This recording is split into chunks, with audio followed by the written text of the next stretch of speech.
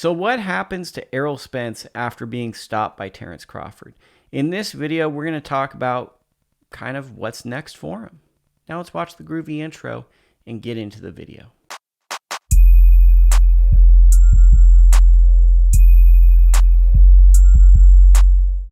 Errol Spence Jr. just got stopped by Terence Crawford, and it's tough because he did a lot of talking to get into this fight, but maybe that's his motivation. Maybe that's what gets him going for these fights. But what's tough about this is the fight fans aren't loyal, and especially people that don't watch boxing, the influencers, all of those people. Once they see a fighter lose, at least 10% of those type of people are gone.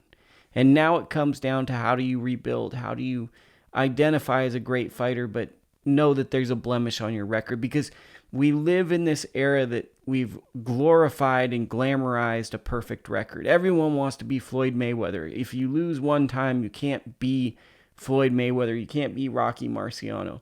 Gone are the days of Ray Leonard where he has a loss or two on his record. Everyone wants a perfect record, and everybody kind of wants to take the path of least resistance. They want to fight people who they feel are the most beatable opponents. For Errol Spence Jr., I think the tough part of this is Terence Crawford tonight became an all-time great. Errol Spence hovers in the category of great. Now he's at the same level as like a guy like Keith Thurman. Keith Thurman won some world titles, beat the guys of his era, but didn't quite keep going to be a quote-unquote Hall of Famer, in my opinion. Errol Spence Jr. has picked up some really solid wins, but after this type of performance, we can go back and kind of pick and choose at what were those performances. We can kind of look at those type of things. Is that fair? No, but that's what happens when you get into career-defining fights.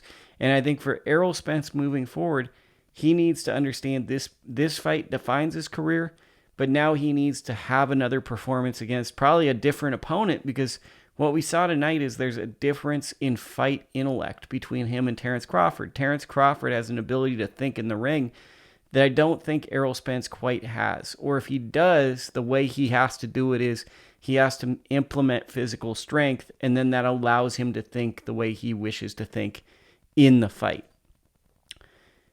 Errol Spence is going to be in an interesting spot because he is someone that was being positioned to be a fighter of the year, to be really a face of boxing. He's been on pay-per-view. Terence Crawford has been on pay-per-view, but not in the same way as Errol Spence. Now he's in the spot Deontay Wilder recently found himself in. A lot of marketing behind himself, but he lost his big fight. And now he's probably going to rematch Crawford. If he rematches Crawford, I don't really see the outcome changing that much. And if the outcome doesn't change that much, well, now you're stuck in a no man's land because you have a high mandatory minimum, but you're no longer the person that runs the division. And that's a very unique spot, because I think that most people were looking at this as Errol would be competitive in this fight. Even if he lost, he'd go up to 154 and he'd be the man that runs the division. I think now there's serious questions about, is he the man that would run the division? Because in this fight, he didn't just take damage, he took career-damaging damage. Stuff that could change the way you think and have confidence as a fighter. And he potentially could fight Terence Crawford again, which might do even more damage because it didn't look like he had answers. So for Errol Spence Jr. right now, we're going to learn a lot about his mentality and his motivations to continue to box. Because this is the first time outside of the car crash he's faced adversity in the ring against an elite fighter. And now he has to figure out, what is his motivation for fighting. If you like the content, if you agree or disagree, be sure to leave a comment, subscribe to the channel. Got more stuff coming this week, podcast coming soon.